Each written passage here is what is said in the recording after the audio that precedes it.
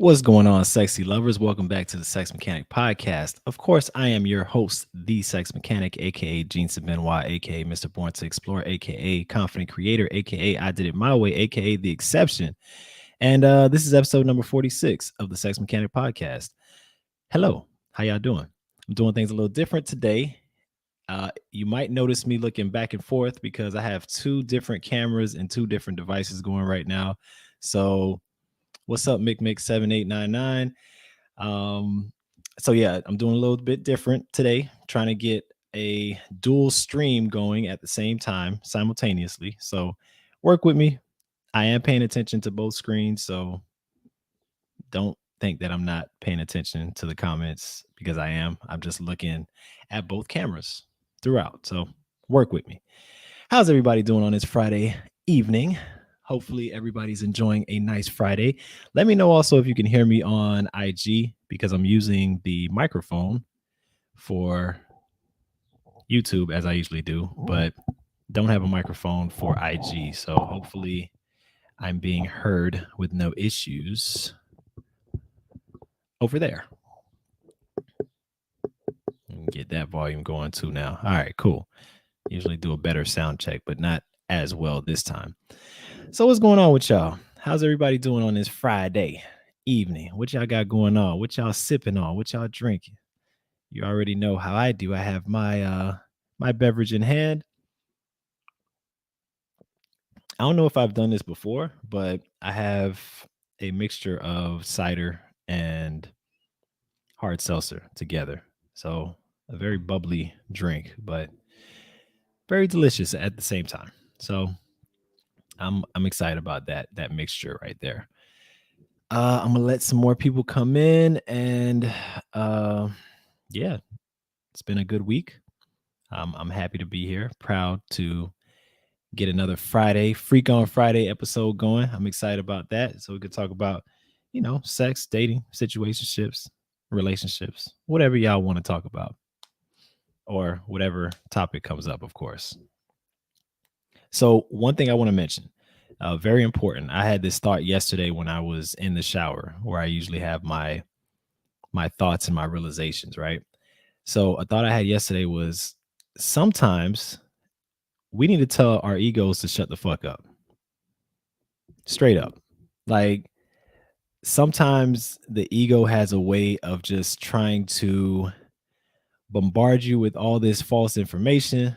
And obviously we've talked about this on the podcast, different times before, how the ego just kind of wants to take front and center stage, wants to be the star of the show, wants to make everything about it, when in reality the ego ain't really us. The ego is a part of us as physical beings, but at the end of the day, the ego is not what defines us, and the ego is not who we are on a deeper and spiritual level.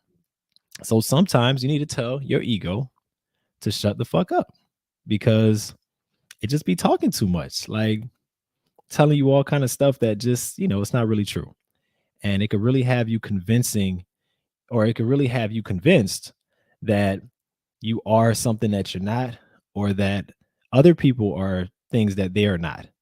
And you have to be very strong and very aware of the distinction between you and your ego, and when either is speaking to you. So whether you're getting that that that information from your inner voice or from your ego makes a big difference in terms of how you behave and how you react to different situations. So just learn to either ignore the ego at times, or just understand the difference between the two, and know that all right, there you go talking shit again. I'm gonna let him do his thing, but if it continues on and it doesn't stop, then that's when you just gotta say, hey, shut the fuck up, please. Like I'm done listening to you.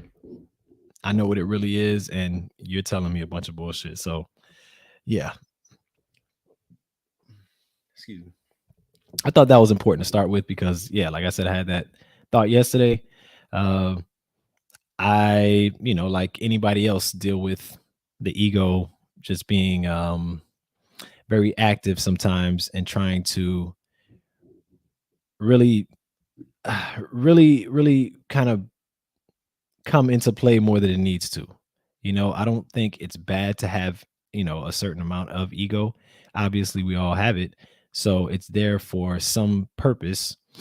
So, I'm not saying totally get rid of it, but learn to distinguish between what your ego is and what your true self is. And also understand that most times, your deeper or highest self, I'll say, is not saying the same shit as your ego is saying. So just learn to distinguish between the two and choose wisely in terms of, what what advice you go by. So that's that. All right. That's out the way. That's done. Um, Aside from that, I just wanted to talk about some stuff today. One of those is biggest age gaps in my dating. And I also want to hear about you guys' biggest dating age gaps as well. I think that's just a somewhat interesting topic. Sometimes people date up in terms of age. Sometimes people date down in terms of age. Sometimes we do a mixture. I know I'm guilty of going. Let's see what my gaps were. My gaps were the biggest gap was 11 years younger. That was more recent. Uh, Earlier in life, I had what was that? I was 24, so I had 5 years younger. That wasn't that big a gap. Um, but one I do remember as well was when I was about 25 or 26. She was 44, so like a 9 year difference, 9 years older. She was 44, and I was 25, I want to say. And I remember that pretty vividly. Dope individual. I mean, she was a wonderful woman. Um, she actually passed of cancer some years back, a couple years back, but she was awesome. Um, One funny story, not necessarily about me dating somebody, but me having contact with somebody who was much older than 9 years of a gap. At a New Year's Eve party on a boat one year, it was me and some friends or whatever. We was hanging out on a boat, and I actually came in contact with this older woman. I'll say this more mature woman who was at the time, I want to say at the time she was 65, right? 65, and I was, ooh, I think I want to say I wasn't in a relationship. So had to be maybe 20. No, no, no. I wasn't in my 20s. I was in my 30s for sure. I was maybe 30, 33, possibly something like that. 33, 34, something around there. But so yeah, me and this, more mature woman are kicking it at the New Year's Eve party. And at the end of the night, you know what I'm saying, like we did a little pet kiss or whatever. So that's the oldest woman I've ever kissed for sure. The biggest age gap of anybody that I've ever had any kind of I guess you could say intimate interaction with, but it was just a pop kiss. It wasn't anything special or crazy, but for 65, she was looking pretty good. Like honestly, like she was keeping herself up. I remember texting her like even after that, like for a short period of time, trying to see what was up. Because hey, if you look good, I'm not too worried about you being too much older. There's a limit. Probably around 70 is a limit because I'm not trying to break any hips or damage any kind of bones or anything like that or try to hurt anybody. But um but typically, it's whatever. If you look good for your age and you look good for your age, that's I am not going to I'm not going to I'm gonna at least see what's up. I'm gonna see what's happening. I'm gonna inquire further, basically. And then the friend that lady was with actually was probably around the same age, but she did not look as um together, let's say. So you know, that's what it was. Welcome, Scholar 247. Thanks for joining. So yeah, like I said, I'm doing the dual stream right now, so hopefully everybody can hear me on the IG side. I know YouTubers can hear me because I'm using the I'm using my headset and I can actually hear what you can hear. But if you are having any trouble hearing me on IG, let me know. Let's put these comments up to make sure I'm not missing anything. All right, so yeah, the age gap thing, is that even important? Like, is that a big deal? Um, to date somebody who's way older or way younger, is that something that needs to be taken into consideration more when you're dating or when you are looking for a partner? I think that all depends on the individuals, to be totally honest with you. It depends on where you are in life, what you're trying to accomplish at that moment in your life, and whether the person that you are dating or seeking out to date are on a similar or are on are on a similar or in the same place. Excuse me. So age is not as important as where you both are in life, kind of. So what stage of life you're in. Um, are you both in similar stages in terms of, your careers? Uh, do you have similar goals in terms of, wanting children, a family, marriage, whatever? Just it's more about where the two people are in their lives. And typically there is there are certain ages where people are not necessarily trying to do the same things or not in the same stage of life. Typically what it seems like is in our 20s, maybe I would say around 28 is where people reach kind of like a new level. Specifically men, for sure. Around 28, that's when we kind of get our shit together a little bit more. We kind of know more of our direction in life. We might have a career that we've been in for a little bit, and so now we're like getting that going even more. But 28 is an age where guys for sure um, get a lot of things going and kind of get their momentum going in life. Uh, I would say for women too, 28 is a good age where she's probably ready to date, you know, somebody who's maybe in their 30s or in their 40s, because that's kind of like a different stage of the 20s. 28 seems to be that magic number where people just kind of a switch flicks on and things just kind of go in a different direction. Um, in terms of like once you get to like 28 and then beyond, I feel like people can kind of date within whatever ranges above that they want to, because they're probably going to meet people who are in similar enough stages in their lives. Maybe not in the same exact place. You might meet somebody who is maybe getting ready to retire, but that person may have similar interest, and it can still work out. But to be totally honest, the age thing is just an age thing. It's just a number. Um, you might meet somebody who's way younger than you, might be 24 or something like that.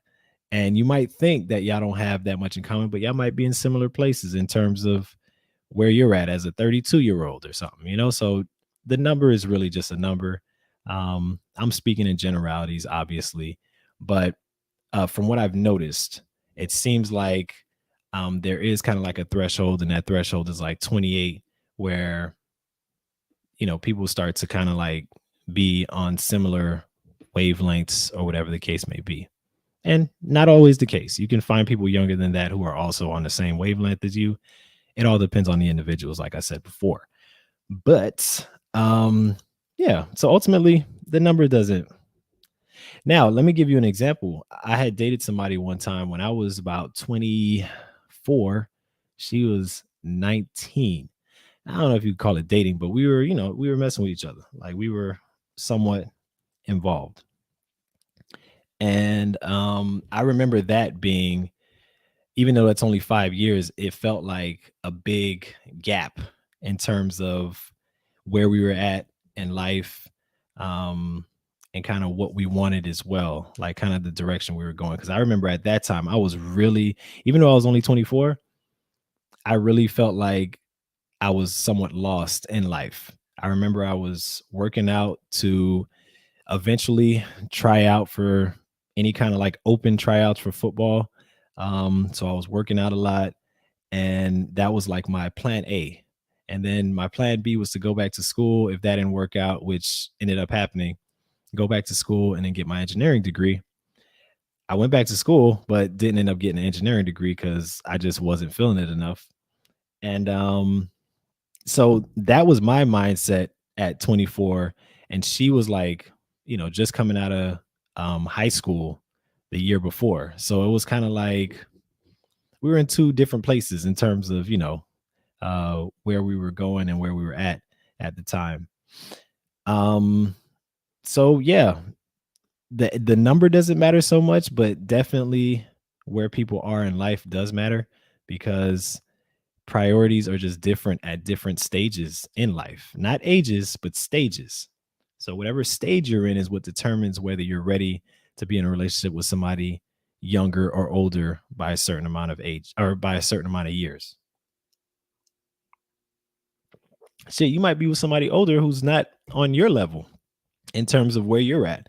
And they don't have their shit together or they're trying to figure stuff out. So the age really isn't the main point of it. It's really what stage of life you're in.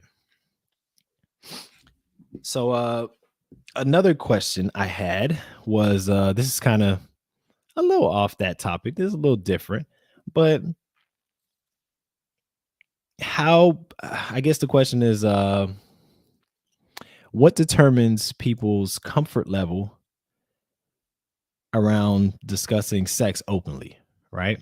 So the other day, I think it was yesterday actually, made a comment on a video that I was watching, and there was somebody that actually commented on my comment and was saying that basically not everybody is wanting to talk about sex openly, and I was like, yeah, you're right. Like honestly, you'd be surprised how many people are not open to talking about sex. And to me, that's something that in our society we've just been taught that sex stays private, or discussions about sex stay private. You don't really, talk about that out loud, and you keep that behind closed doors. And I just thought that was interesting because I feel like maybe, I see a shift a little bit and people being a little bit more comfortable to talk about sex and open, discussion. And I think that's really cool, obviously. I think it's dope. And I did kind of just want to get an understanding from other people, like kind of where they feel like they are on that scale of whether they're comfortable discussing sex or not comfortable discussing sex and where they feel like that began or where that came from. And maybe do they feel like they want to change that or not? Like I kind of want to know what you and the audience feel about those topics in particular. Hello, Bambi Zled. I wish I knew how to pronounce your name, but I don't. Welcome. But yeah, I'm kind of interested to hear what y'all think about that, really. Because for me, I can't say that I grew up discussing sex because my parents did not talk about sex in the household. That was not something that was normal. That wasn't something that was necessarily openly discussed. I didn't know anything about my parents and when it came to like their sex lives until way later in life, until probably I became someone who studied sex and they knew that. I think that's around the time when I knew anything about their sex lives. So it wasn't something that was talked about. I do remember, I'm not going to say which one, but one of my parents was definitely very open about walking around the house in the nude and just kind of like showing their body off. And I think I probably picked up on that. And I'm pretty similar. And that's it. I'm not gonna blame my parents for it, but I definitely got that from one of my parents for sure. Kind of like that attitude of just kind of like, it's your body, you know what I'm saying? Like, who cares? You should be able to walk around no matter how you look or how you feel, around your own crib, obviously, with no clothes on if you want to and be comfortable. So I do remember that. But in terms of talk about sex and all that, nah, didn't happen. Like that was not a thing in our household. And so for me, it was something I grew up in the church and all that. And so the discussions of sex wasn't even necessarily on my mind. I mean, I think I told the audience at some point that the first time I masturbated was like at 20 years old. 20. It's like after I had had sex. That's when I had masturbated for the first time, believe it or not. So sex was definitely not something that was it was on my mind to some degree because I've always been a sexual person. I just didn't know how to express it and I didn't necessarily know too much about it. So it wasn't until college that I started really asking people questions about sex. And I was just kind of like, inquiring. I was very inquisitive when it came to sex. So I'm asking friends, I'm asking people who had already been engaging for, years at that point, different things about sex. And obviously that's when I had my first experiences sexually as well, was in college. And so I got to really learn more about it just through the fact that now I'm engaging. And since I want to know what the hell I'm doing, I'm definitely going to look into it further and try to figure out what this thing is all about and kind of how to enjoy it and how to help the other person that I'm with enjoy it as well. So that's kind of how that's kind of how that came about. But I wouldn't say that it was something that I was shy talking about. Once I started having questions about it, I literally was like openly asking my friends questions about, their sexual interactions and different things around it. So for me, it was never really a topic of a taboo topic, a topic to not really talk about. It was just, I don't know, I'm not gonna say normal, but it seemed like it was a part of the human experience and it was something that we should discuss. Even though I wasn't engaging in it, I still felt this level of, I don't know, comfort or normalcy around it to where it didn't seem weird or strange to discuss it openly. So, okay, so that's me. That's me and my not my perspective, but my experience with it. But I am interested to hear what some other people maybe think about that.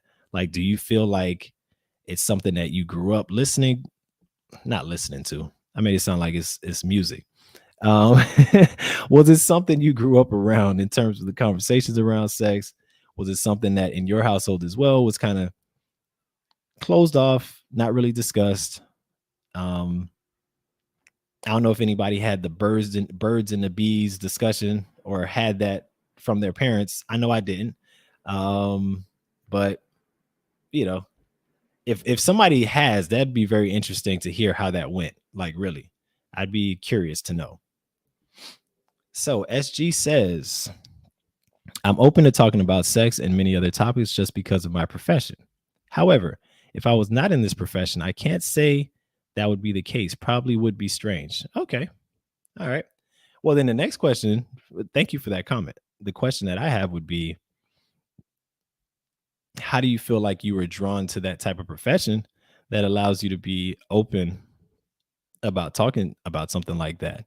Do you feel like maybe somewhere in there you had some level of comfort around sex, you just maybe didn't know how to express it? Or do you feel like having that profession is what brought you out of that shell and allowed you to be comfortable talking about it?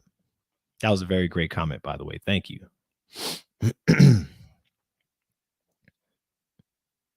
Because for me, I feel like it was the other way around.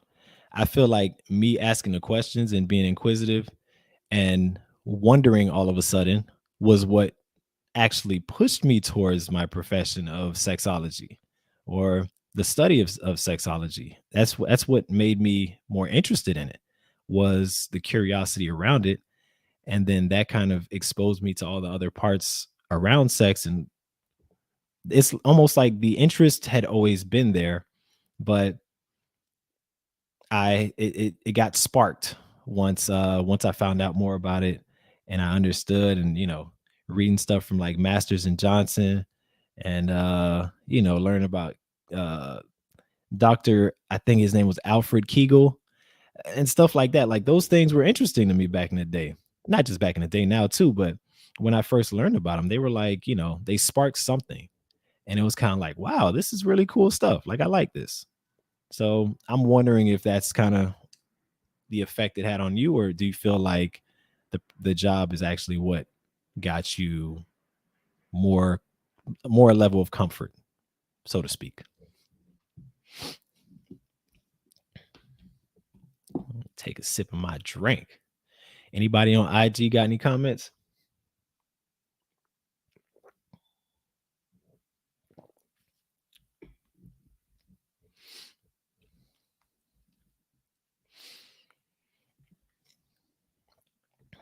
So SG says, I wouldn't say I felt the normalcy prior. Okay, fair enough.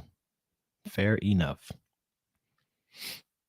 I'm really wondering, does anybody have an experience where your parents or people that you lived with even kind of gave you the rundown on sex before you actually had sex? Like, was that a thing for anybody? Because I know I didn't get that. I damn sure did not get that. So I'm wondering if that happened in anybody's household where they got even not in your household, maybe, you know, uh an uncle or aunt or something like that. Maybe put you up on game. What's going on, Juicy Lucy 99? Welcome. I am curious about that, man, because like I wonder what that conversation would be like. I don't think it would be that big a deal for me. It'd probably be more nerve wracking for my parents. I know how on shows and movies and stuff you see like the parents have to have that conversation with their children and they're really like weird about it. I feel like if I have kids, obviously they're gonna know that their father is the sex mechanic. So it's not gonna be, I don't think it's gonna be that weird, to be honest with you. It's probably gonna be more strange and weird for them to hear me talking about sex than it is gonna be for me. Um but I've been curious about what that kind of conversation sounds like in a household where people are more open and free talking about it, because I haven't seen that in real life. Only seen it in the movies.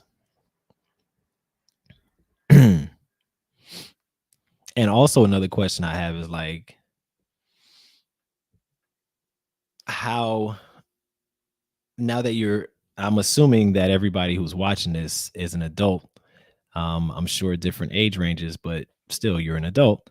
So how do you see yourself if you either have children or plan on having children? How do you see yourself having those discussions with your children, or your kids at some point? Or is it something that you feel like maybe you'll hold off until they come to you about it and ask you some questions? Because that's another thing. I never went to my parents and asked them any questions about sex, which is kind of crazy. I don't know if it's because they're like the last people I would have thought of as having any answers about sex, even though clearly they've had sex at least twice. Because I have a sister. But for whatever reason, I was asking all kind of other people except my parents. And it's funny because that's kind of how we do as young people. Well, at the time when I was a young person, I still feel young even though I'm 38. But it's funny how we do. Like we ask all kind of other people. We ask our peers. We ask people that probably don't have that much information, that much good information about it, for advice about sex. When our parents are clearly either have had sex or maybe are still having sex, depending on their relationship. But we don't think to ask them. And it's just funny having conversations about sex with, my dad now as a grown adult, and having conversations about sex with my mom now as a grown adult versus, back then when I was a lot younger. I remember telling my mom for the first time that because for a while she knew that I had when I went off to college, I was still a virgin.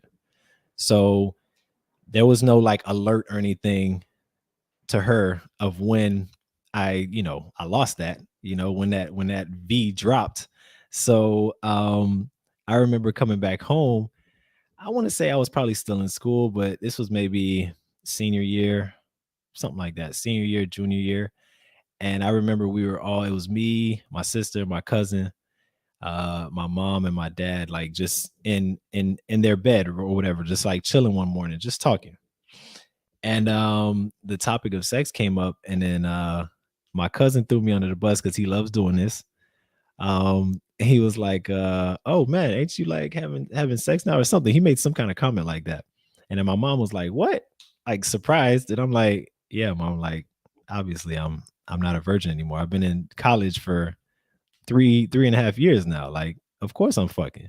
I didn't say that, obviously, but but that was the response. Was kind of like, "Yeah, of course I am," and I was like, "Yeah, and I be giving head too, and I love it." And that part was just like, oh, she was just, taken aback, clutching her pearls. But I thought it was hilarious. I mean, it was funny. That was my introduction, not my introduction, but that was my way of that's the way that my parents found out for sure that I was having sex, that I was sexually active, by me admitting it and admitting to also enjoying providing oral pleasure. So I thought it was hilarious. But I'm somebody who takes things so light, and I'm kind of easy going about shit. So for me, it was funny more than anything else. For her, maybe she might have felt some kind of way about it after, but for me, it was a good time. I laughed, obviously.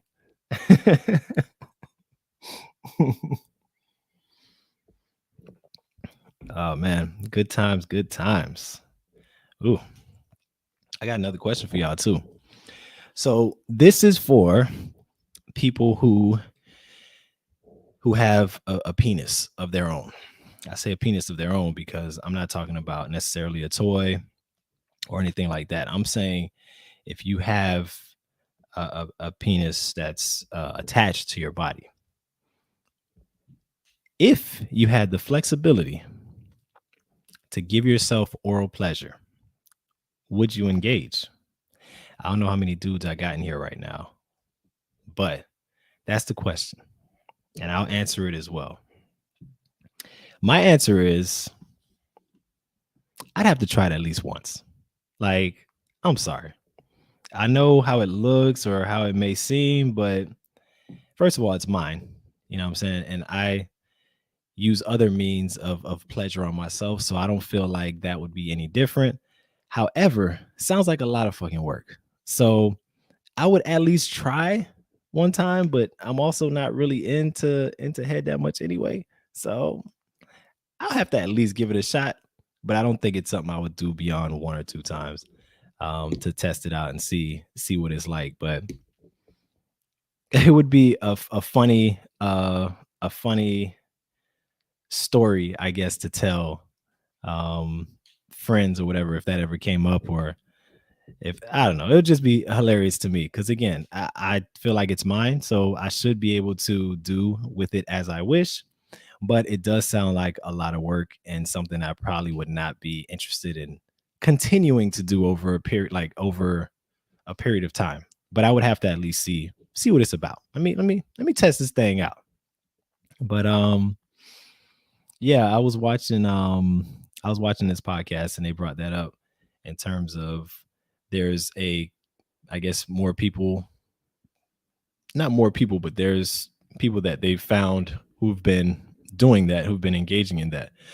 And I feel like if you can and you enjoy doing it to yourself, then why not? Like do whatever the hell you want to yourself. Like this is your body, literally your body. And if you are not getting it elsewhere, why not get it from yourself? I think self-love, self-pleasure is uh one of the best ways that you can honor yourself. And obviously there's a lot of different things around society around what people should and shouldn't do sexually and what that means if people do certain things sexually. But at the end of the day, do what the hell makes you feel good, man. For real. Like, especially if it's something that you're doing to and with yourself, do what feels good for sure. Don't worry about what other people are talking about. Don't get caught up in the fact that other people say this or that.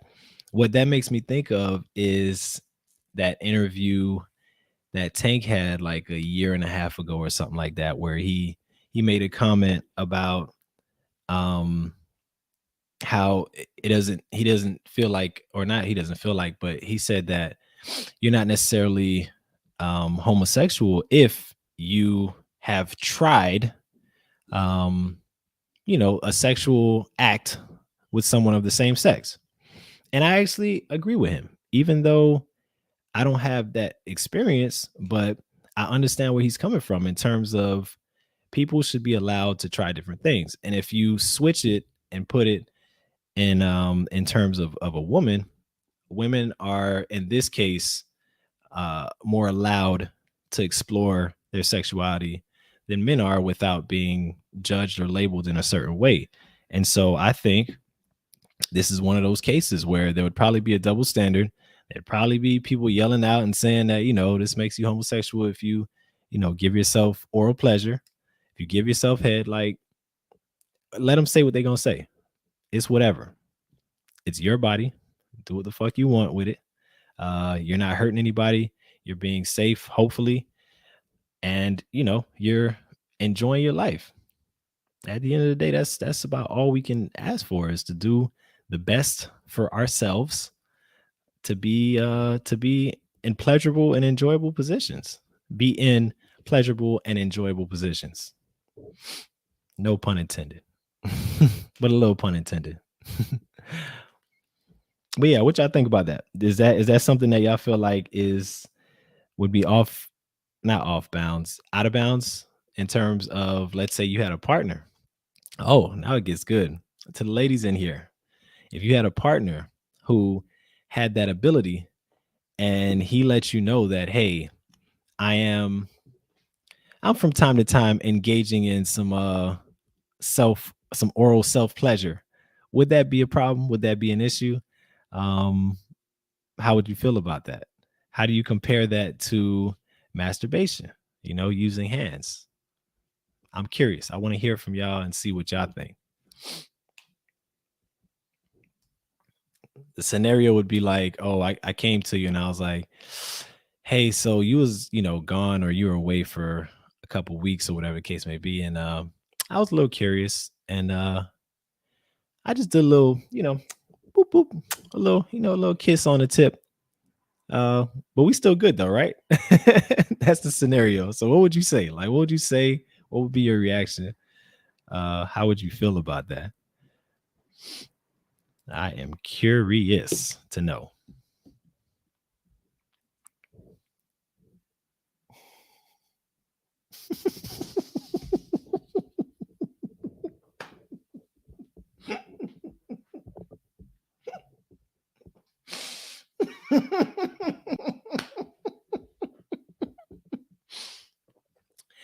SG says, it's not the same. I could not do him.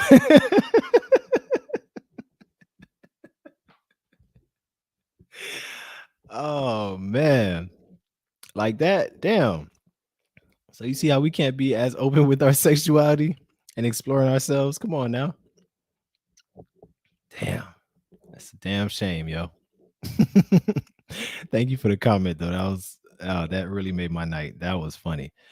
All right. So clearly for SG, that wouldn't fly. That wouldn't be something that she's interested in continuing on with somebody if she knew about. Anybody else want to interject, add anything? I want to hear all opinions, all views and sides if you have them. SG also says, well, another woman might appreciate it. You're right. Maybe. I don't, so maybe. I don't know how many women would appreciate it because I don't really do anything for them, I guess. Or maybe it does. Maybe, he takes care of the self pleasure so she doesn't have to, you know? That could be it as well. Like he might be just what he needs when it comes to that. And he knows exactly how to do it to himself to get himself where he wants to go. And maybe she won't really have to do it if she's not into it. So yeah, that could be a way of, y'all working together as a team. You know what I'm saying? Like y'all working hand in hand, or in this case, yeah, y'all working together and making it work. But that is funny. Oh man, it's not the same. Why is it? I want to know why is it not the same. I'm curious. Obviously, there's a double standard around it, but I want to know why that double standard is there, and kind of what your thinking is behind why is that problematic, or why is that a problem for him to I guess be doing that in your eyes. If it's somebody you're with, why is that an issue for you? Oh, I'm sorry. This is a hilarious scenario to me. I don't know why, but it's funny. It's really funny to me.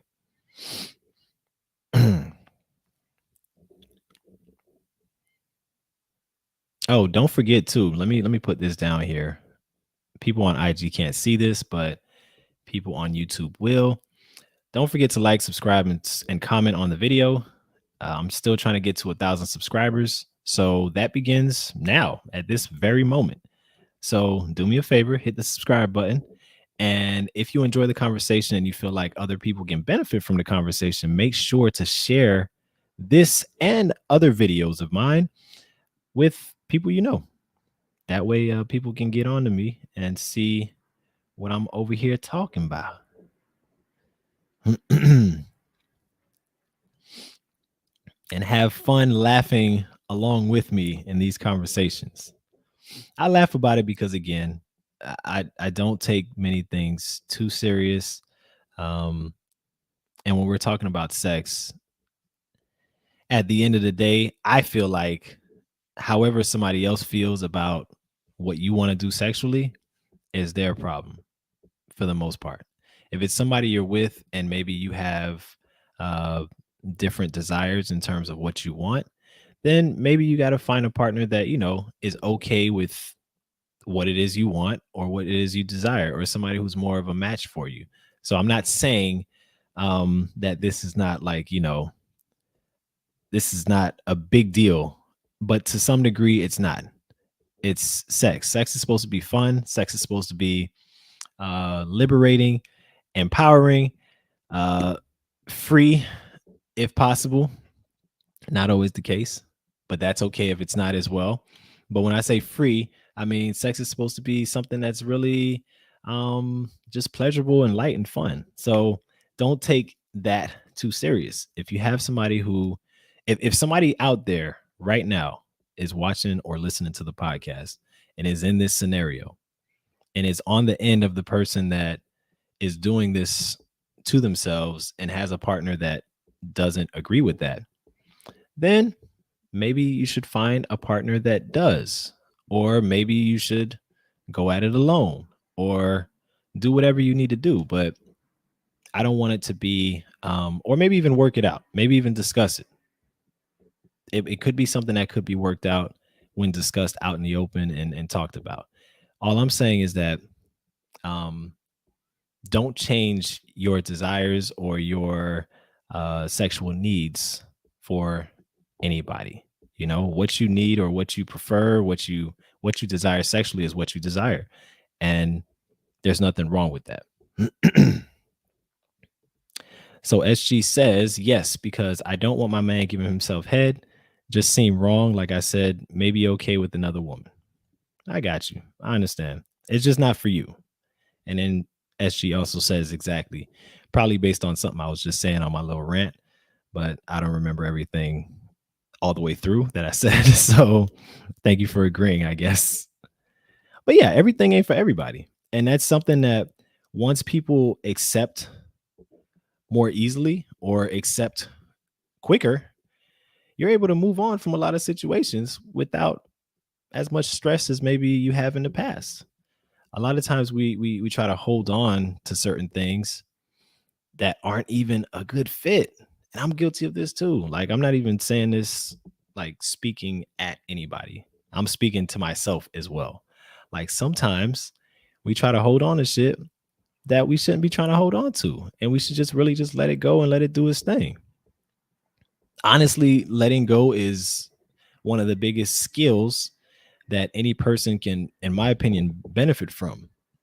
But I think it's fair to say that it's a skill that most people struggle with. I don't even think most people look at it as a skill. Letting go, being able to let go, truly let go, is really a skill. And I'm learning that as I am attempting to live my life in that way.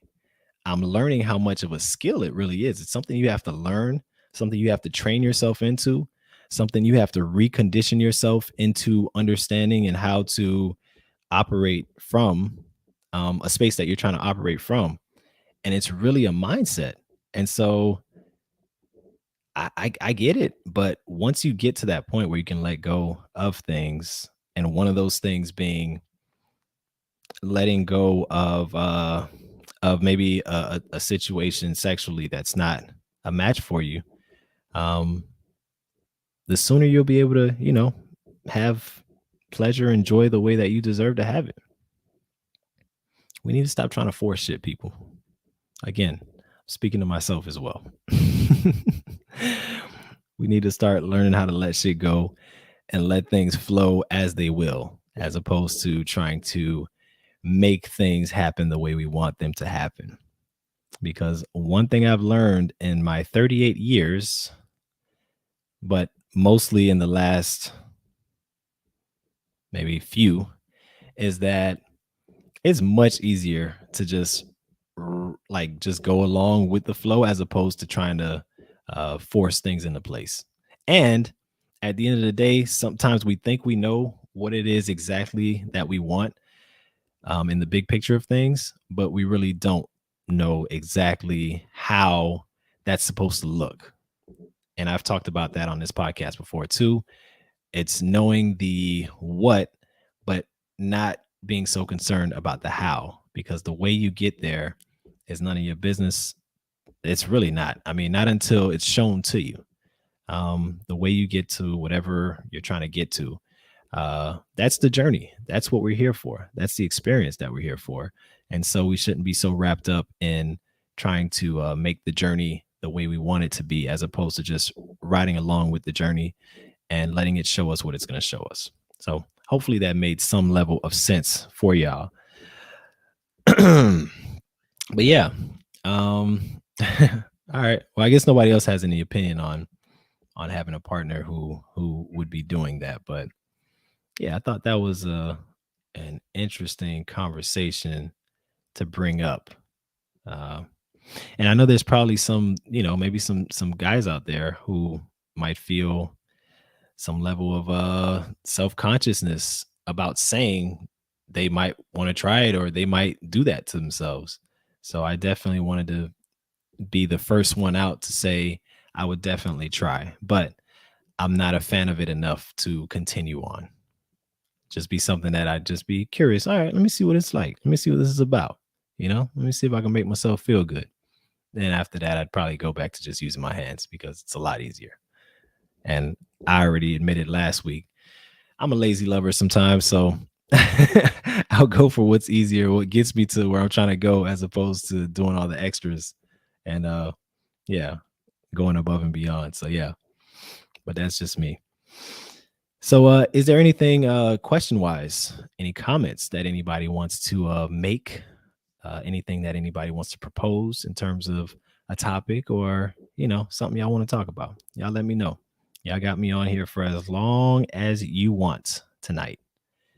So let me know if there's a question or a comment that you have for me.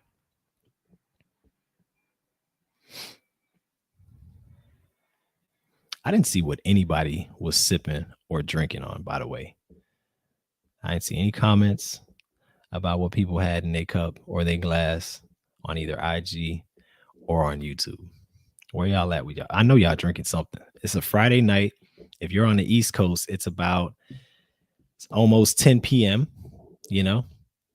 Oh, y'all might be going to bed probably. So are y'all early sleepers, or because I'm an early sleeper?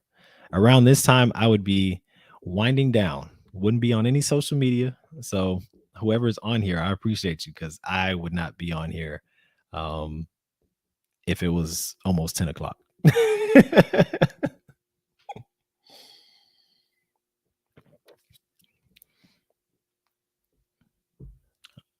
I'm gonna wait a little bit more, see if anybody has a question or a comment. Strawberry daiquiri. Okay, that's dope. I see you. Nice. Strawberry daiquiri. That sounds pretty good, actually. That almost looks like my drink a little bit, but except without the slushy ice, though. Yeah. Cheers to you with the strawberry daiquiri. I'll eventually get your name and how to say it. Bambi's lead. Bambi's lead. I don't know. I don't know.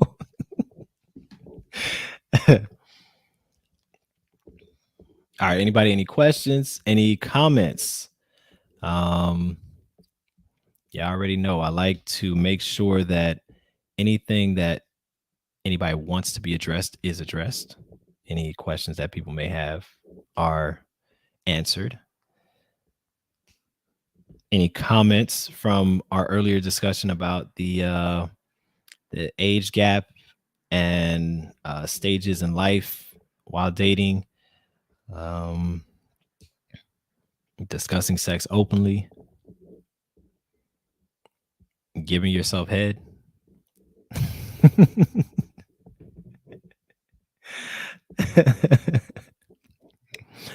Oh, this podcast is fun, man.